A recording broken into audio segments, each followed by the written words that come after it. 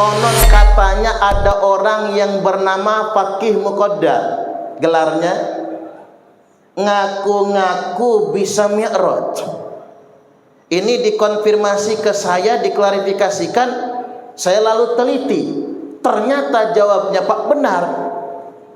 Ada orang yang bernama Muhammad bin Ali Ba'alwi, gelarnya Faqih Muqaddam, Imamul A'zam, Faqihil Muqaddam, ngaku-ngaku bisa mi'raj. Manidda'a, barang siapa yang ngaku-ngaku annahu urija ila sama, sesungguhnya ia bisa mi'raj ke langit, kafar, kafir dia.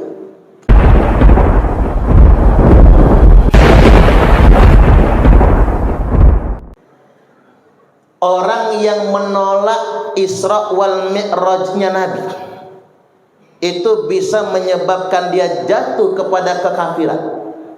Karena itu mukjizat untuk Nabi yang wajib kita imani. Begitupun sebaliknya, orang yang ngaku-ngaku bisa mi'raj juga, dia bisa jatuh kepada kekafiran. Hadratus Syekh Kiai Haji Hasyim Asy'ari berkata atau menukil, manidda'a annahu urija ila sama'i kafar. Barang siapa yang ngaku-ngaku, manidda'a, barang siapa yang ngaku-ngaku annahu urija ila sama, sesungguhnya ia bisa mi'raj ke langit, kafar, kafir dia. Hati-hati. Mengapa ini saya bahas di awal? Konon katanya ada orang yang bernama Faqih Muqaddam, gelarnya ngaku-ngaku bisa mi'raj. Ini dikonfirmasi ke saya, diklarifikasikan, saya lalu teliti. Ternyata jawabnya Pak benar. Ada orang yang bernama Muhammad bin Ali Ba'alwi, gelarnya Faqih Muqaddam, Imamul A'zam, Faqihil Muqaddam, ngaku-ngaku bisa mi'raj. Dia bertulis surat kepada Syekh Sa'ad, dan ini didokumentasikan dalam kitab Syarhul Ainiyah. Jadi ini bukan katanya, ini bukan kabar burung, betul-betul ngaku-ngaku. Pengakuan ini dituliskan dalam kitab, dan kitab ini kitab standar resmi di kelompok mereka. Disebutkan di sana dia membuat pengakuan urijabi ila sidratil muntaha, aku dimi'rajkan ke sidratul muntaha, kata dia, sab'a marrat, 7 kali. Wa fi riwayatin, dalam riwayat yang lain dikatakan sab'atan wa isrina marrah, sebanyak 27 kali. Fi lailatin wahidatin, dalam satu malam. Wa fi riwayatin sab'ina marrah, dan dalam riwayat yang lain dikatakan ia mi'raj 70 kali ke Sidratul Muntaha dalam satu malam. Mapas, hebat betul manusia, Pak. Nabi saja mi'raj hanya 1 kali dalam seumur hidup. Ini bukan mi'raj dalam pengertian as-salatu mi'rajul mu'minin, bukan. Salat itu mi'rajnya orang beriman, bukan. Makna salat mi'rajnya orang beriman itu adalah di mana kita menghadap Allah lewat salat. Tapi pengakuan Faqih Muqaddam Muhammad bin Ali Ba'alwi ini, Pak, itu pengakuannya bukan mi'raj salat. Urijabi ila sidratil muntaha, aku dimi'rajkan ke sidratul muntaha. Maka kalau kita hubungkan dengan apa yang dikatakan oleh Hadratus Syekh Kiai Haji Hasyim Asy'ari, orang yang ngaku-ngaku bisa mi'raj, maka kafirlah dia. Jadi saya sederhanakan, menolak Isra Mi'raj bisa kafir, sebaliknya ngaku-ngaku bisa Isra Mi'raj juga kafir. Karena Faqih Muqaddam ini Bapak Ibu didewa-dewakan orang. Nama aslinya Muhammad bin Ali Ba'alwi. Dia ini digelari Imamul A'zam, imam besar. Bahasa kerennya imam jumbo. Imam besar yang predikat keimamannya ini secara spiritual di atas Syekh Abdul Qadir Al-Jailani. Padahal Syekh Abdul Qadir Al-Jailani itu Bapak Ibu Qutbur Rabbani wa Ghausus Samadani Sultanul Aulia. Tak ulangi, Syekh Abdul Qadir Al-Jailani itu Sultanul Aulia, Qutbur Rabbani wa Ghausus Samadani. Ini orang yang bernama Faqih Muqaddam ini mengklaim dirinya lebih hebat daripada Syekh Abdul Qadir Al-Jailani. Dan Faqihil Muqaddam itu artinya Pak, dalam bidang fikih dia ini lebih hebat dari Imam Hanafi, Imam Malik, Imam Syafi'i, Imam Hambali. Tapi sayangnya selembar pun kitab yang dia karang nggak ada. Syarhul Ainiyah itu baru dinukil setelah sekian abad kemudian Bapak Ibu. Setelah orang ini tidak ada. Nah, makanya hati-hati. Betapa banyak orang berjubah agama mengkamuflase kita dengan bahasa agama untuk menyesatkan orang awam. Karena nyebar itu Pak di YouTube yang aku bisa mi'raj 70 kali itu, nyebar itu dan dibela. Yang salah kok dibela gitu.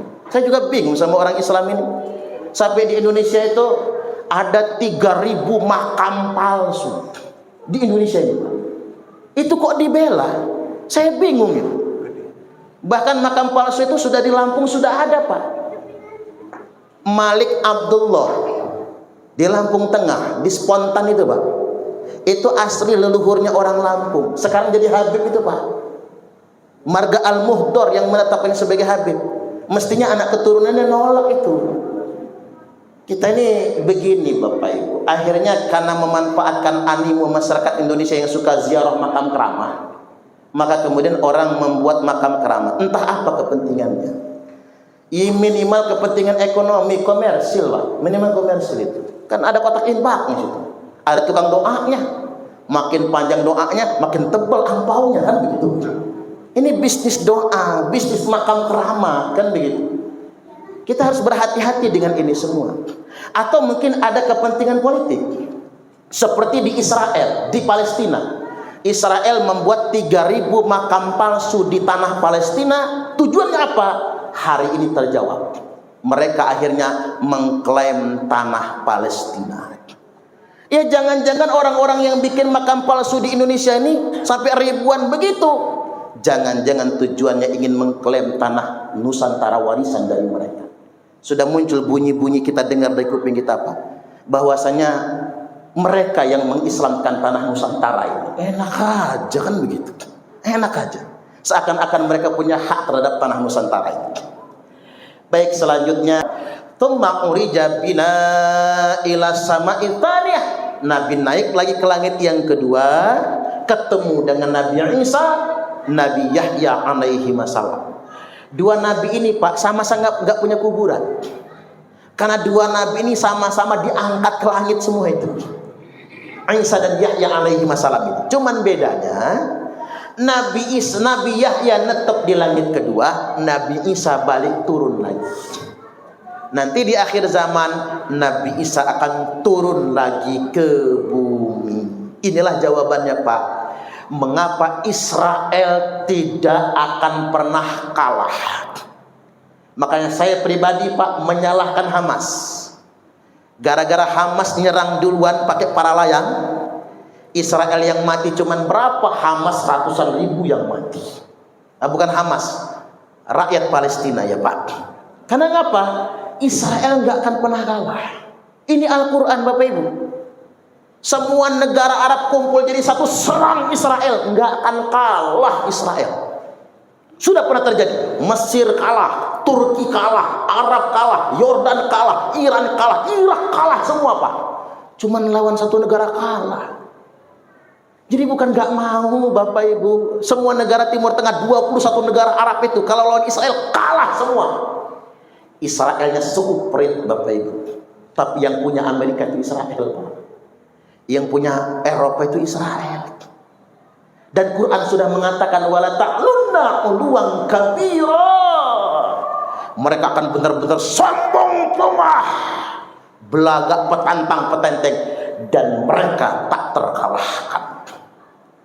Jadi jangan ngayal sekarang, berhentilah ngomong begini Pak, itu Pak tentara, berani nggak berangkat ke Israel, nyerang Israel? Berhentilah ngomong begitu, itu orang nggak ngerti agama itu Pak.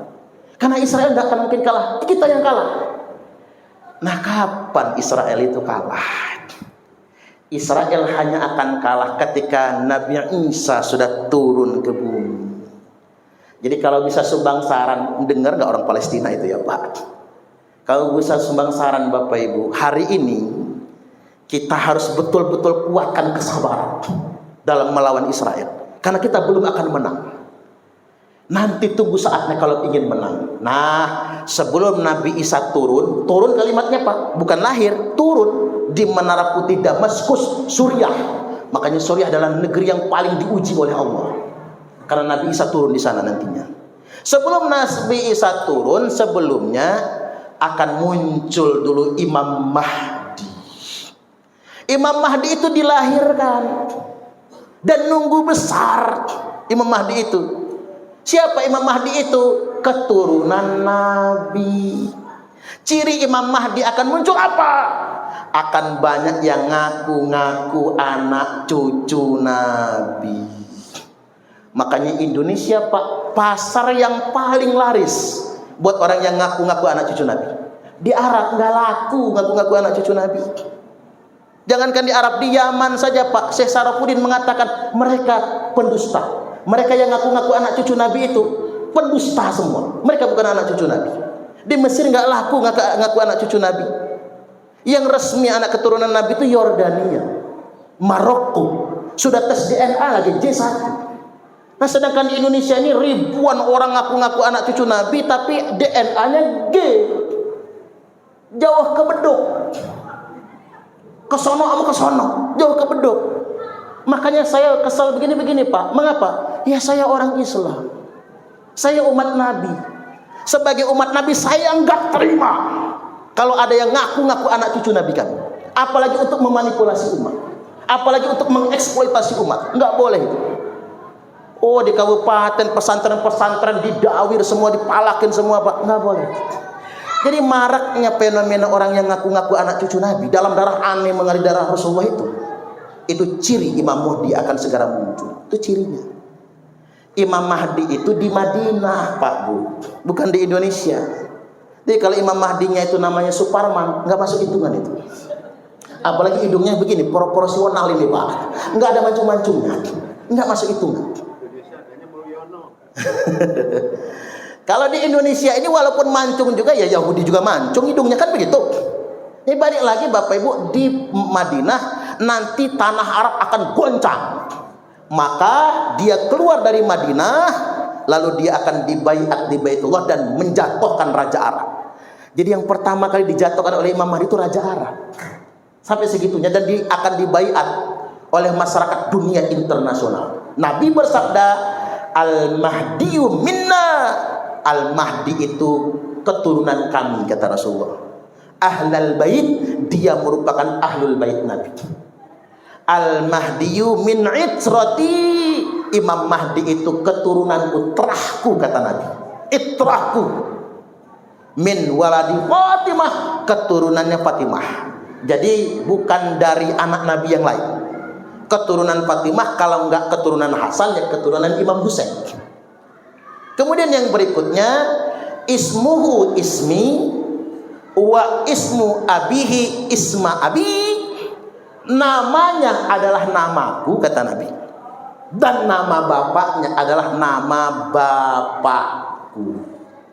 Jadi Imam Mahdi itu selain dia ahlul bait Nabi, selain dia keturunan Nabi, namanya juga Muhammad dan bin Abdullah. Bukan Nabi Muhammad hidup lagi, bukan Pak, keturunan Nabi. Dialah yang akan memimpin umat Islam melawan Israel. Ketika perang sudah memuncak, Israel Yahudi dibantu oleh Dajjal memimpin, maka duel satu lawan satu. Nabi Isa lawan Dajjal, maka ditombak hancur tubuh Dajjal. Saat itulah Yahudi akan dieksekusi. Mereka akan kalah semua. Imam Mahdi memimpin 7 tahun, sedangkan Nabi Isa setelah wafat Imam Mahdi akan memimpin 40 tahun lamanya. Dan dia akan menikah. Jadi Nabi Isa itu nanti menikah, Pak. Saya doakanlah istrinya orang Kedaton sini. Biar mertuanya di Kedaton, Pak. Wim datang. Siapa? Nabi Isa. Nengok siapa? Mertuanya. Umpama kan sedemikian rupa ya. Kalau zaman sekarang 40 tahun baru Nabi Isa kemudian wafat setelah 40 tahun memimpin, beliau akan dimandikan, dikafani, disolatkan dan dikuburkan. Kami adalah laskar sabilillah, pecinta wali songo dan para anbiya, pewaris peradaban Islam di Nusantara hingga berkibar bangsa Indonesia.